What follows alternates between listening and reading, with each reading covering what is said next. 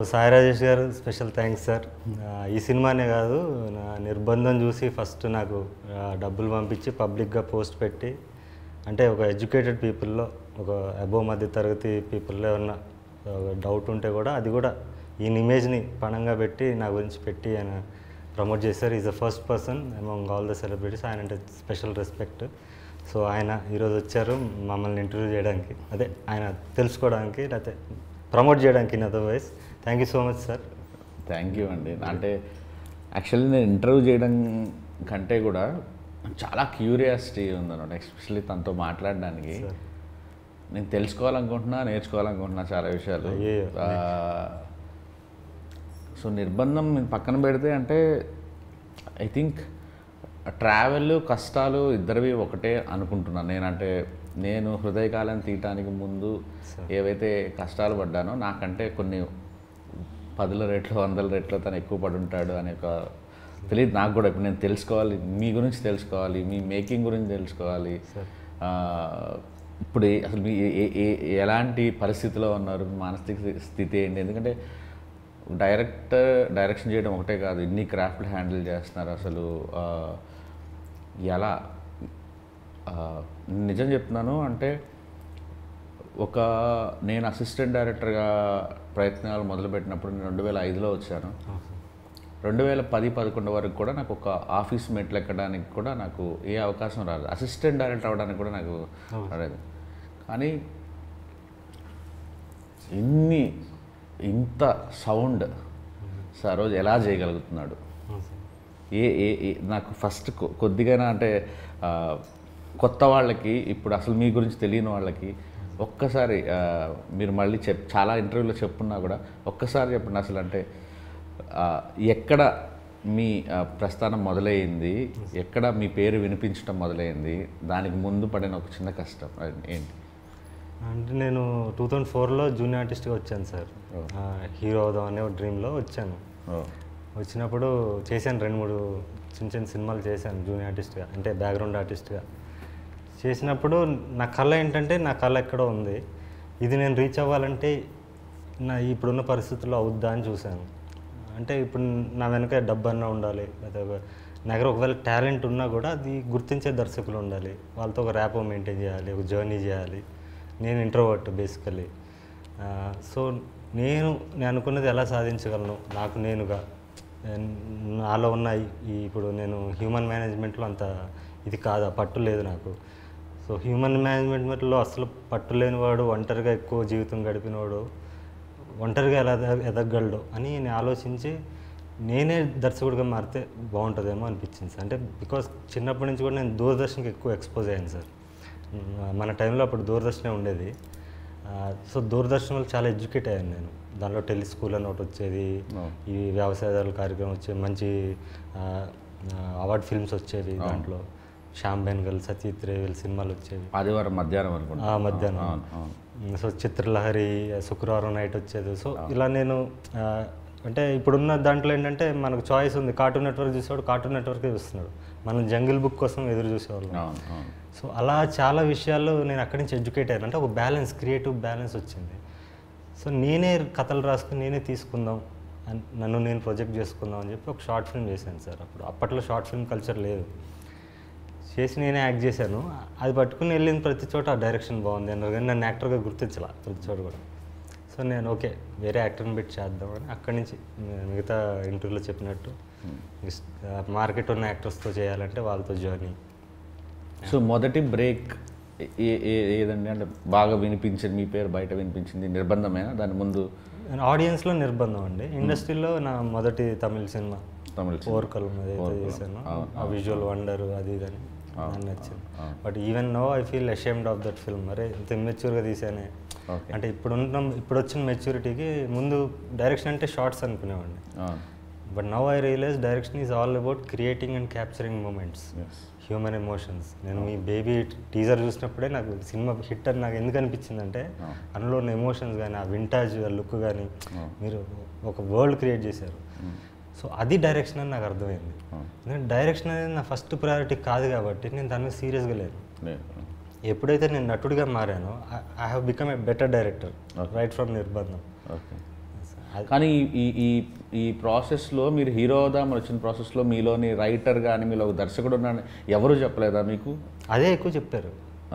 మిగతా ఇది తెలియదు కదా సార్, నేను నా యాక్టింగ్ కోషన్ వాళ్ళకి తెలియదు కదండి. Okay okay. సో అవి పీపుల్ రికగ్నైజ్ మీ అండ్ ఈవెన్ నౌ పెద్ద టెక్నీషియన్స్ కూడా, ఇప్పుడు రామ్ లక్ష్మణ్ ఫైట్ మాస్టర్లు కూడా ఓకే నీ సినిమా ఫైట్ చూసే మేము వెళ్ళి మహేష్ బాబు సినిమా చేసినా, అల్లు అర్జున్ సినిమా చేసినా నీ సినిమా ఫైట్ చూసి ఇన్స్పైర్ అయ్యి వెళ్తాం అని చెప్పారు. అంత పెద్ద ఫైట్ మాస్టర్లు నేను పుట్టక ముందు చేస్తున్నారు వాళ్ళు. సో అది నాకు ఐ ఫీల్ ప్రివిలేజ్. అలాంటి చాలామంది టెక్నీషియన్స్, డిఓపీలు కానీ ఆర్ట్ డైరెక్టర్లు కానీ, కానీ అది ఇండస్ట్రీ వరకే పేరు. బట్ జనాల్లోకి ఇవన్నీ హంగులు కాదని వాళ్ళు చూసేది ఎమోషన్, వాళ్ళు కనెక్ట్ చేసుకోవడం.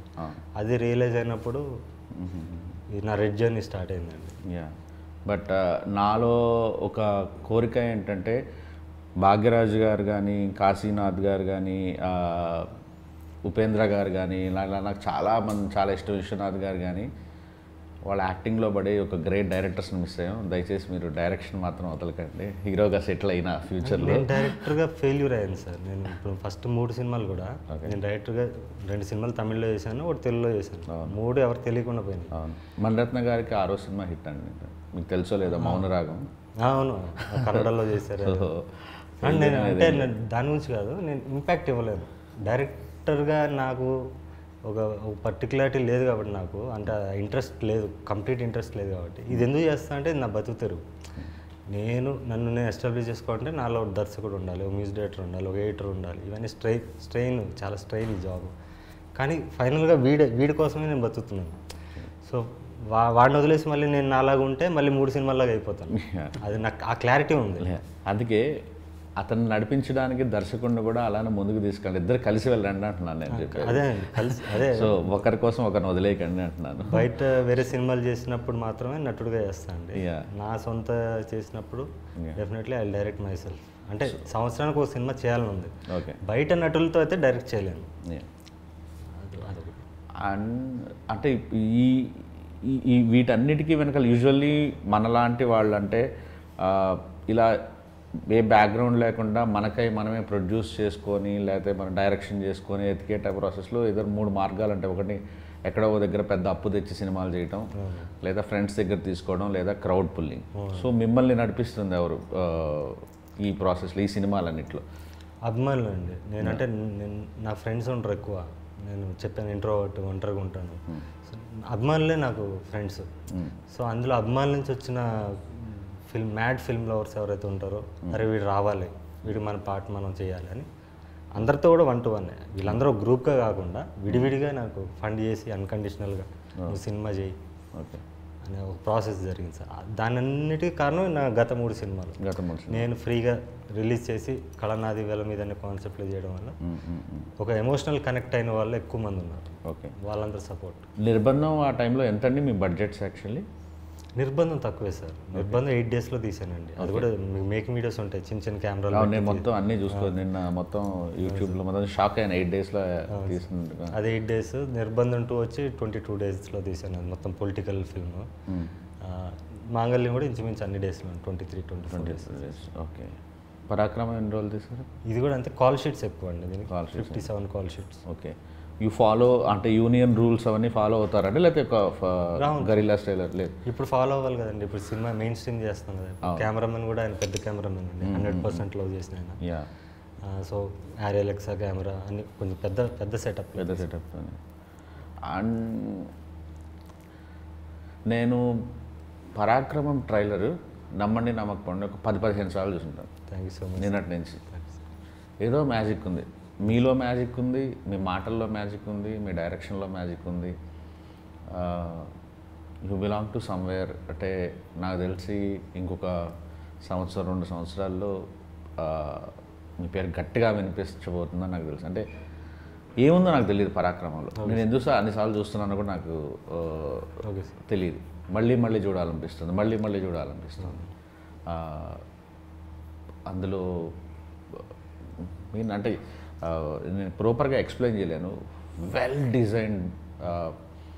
మొదటి నుంచి నేను అంటే నిర్బంధం కానీ లేకపోతే మాంగళ్యం కానీ ఆ మాటల్లో రాసే మాటల్లో మ్యాజిక్ ఉంటుంది కాదంటాం. బట్ ఇది ఇంకా నేను ఎస్కేఎన్కి ఇమీడియట్గా పెట్టాను. లైక్ చూసావా నువ్వు పరాక్రమం అంటే ఇరకదీశాడు రాజా, అసలు యాక్టింగ్ అయితే చంపేస్తున్నాడు, అసలు చాలా బాగుంది సినిమా అంటే ఎవరు ఎందుకు ముందుకెళ్ళట్లేదు ఇండస్ట్రీలో, ఎందుకు దాన్ని సరిగ్గా వాడుకోవట్లేదు అంటే నాకు తెలియదు. అందుకే నేను ఇమీడియట్గా కాల్ కొట్టాను, sir can we do a film అని మీతో. అంత బ్రిలియంట్గా నచ్చింది నాకు. నేను ఎప్పుడెప్పుడా అని వెయిట్ చేస్తున్నాను. యాక్చువల్లీ హోప్ నేను ఇక్కడ హైదరాబాద్లో ఉన్నట్టే ఇమీడియట్గా వెళ్ళిపోయి సినిమా చూస్తాను. సినిమా చూసి నేనే ఇది చేస్తాను.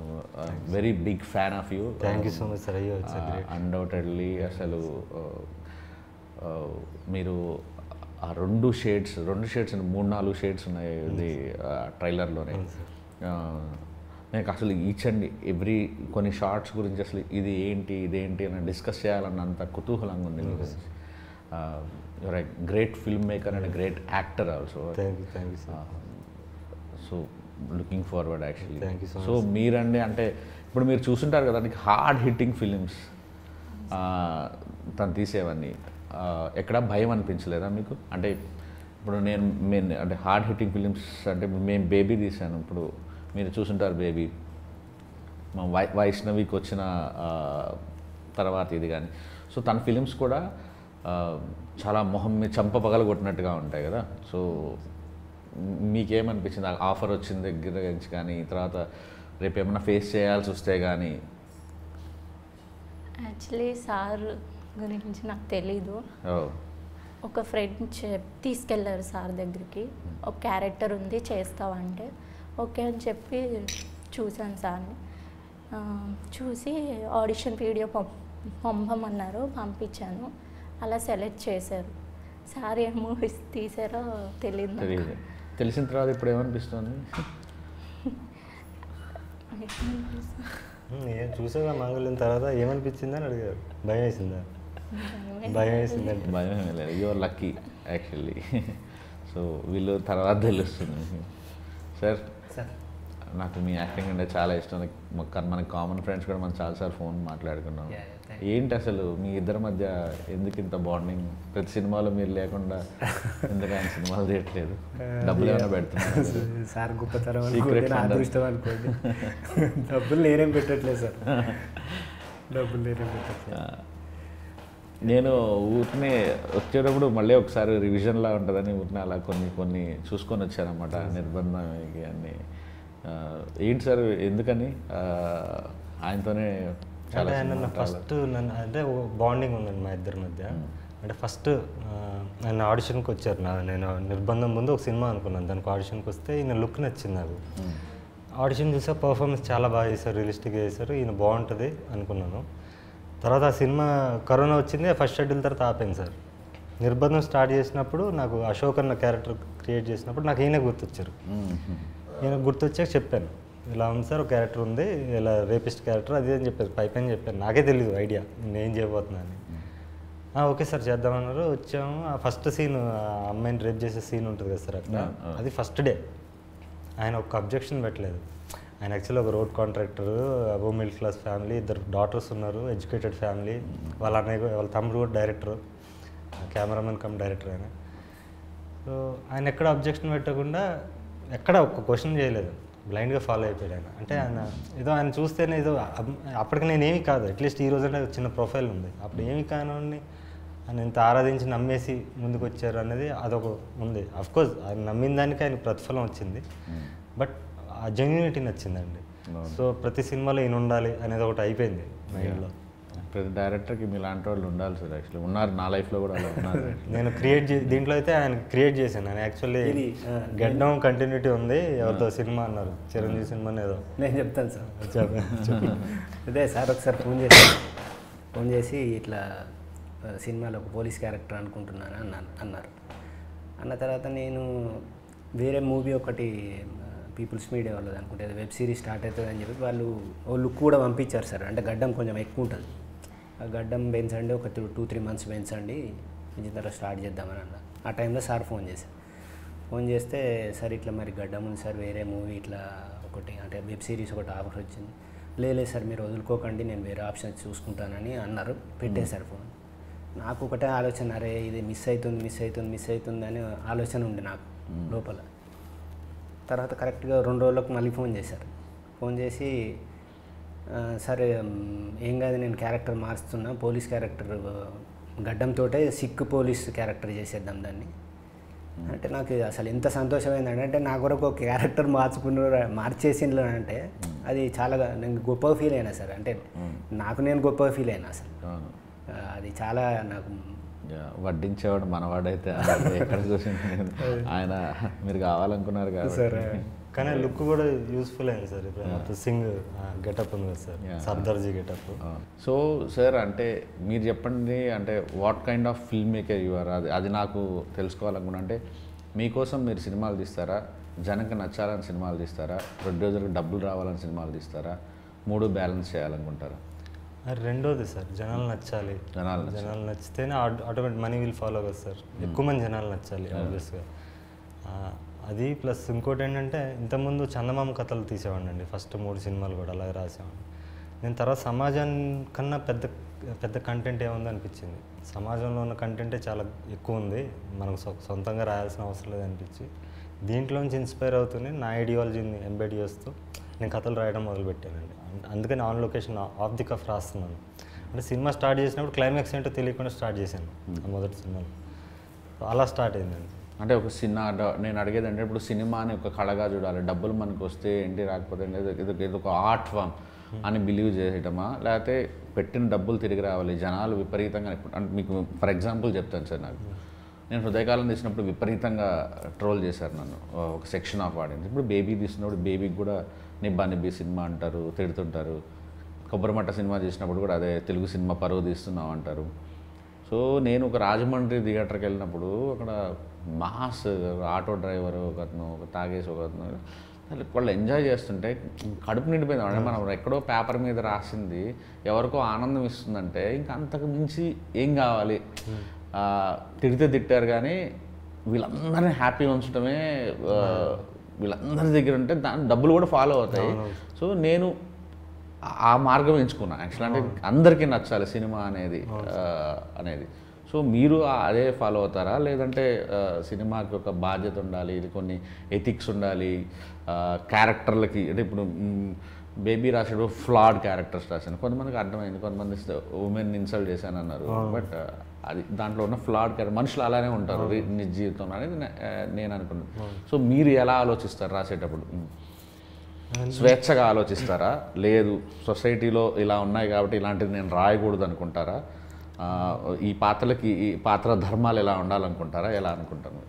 అంటే అదే అందరికీ నచ్చాలి, ఎక్కువ మెజారిటీ పీపుల్కి రీచ్ అవ్వాలని అనుకుంటామండి. ఎనీ ఫిల్మ్ మేకర్ని అనుకునేది. మీరు అన్నది వాళ్ళు టోటల్లీ ఆర్ట్ ఫిల్మ్ తీసే డైరెక్టర్స్ ఉంటారు.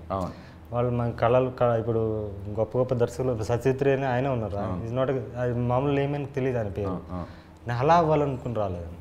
అంటే ఫస్ట్ నేను యాక్టర్ కన్నా ముందు డైరెక్టర్ అయితే కూడా ఎలాంటి డైరెక్టర్ అవ్వాలంటే ఒక కమర్షియల్ సినిమానే నా స్టైల్లో, అంటే నా ఊహ, ప్రతి మనిషికి ఒక ఊహ ఉంటుంది సార్, ప్రతి ఫిల్మ్ మేకర్కి. ఇప్పుడు మీ ఊహలో బేబీ మీరు తీసింది వేరు, అదే బేబీ వేరే దర్శకులు చేస్తే ఆయన ఊహ వేరు ఉంటుంది.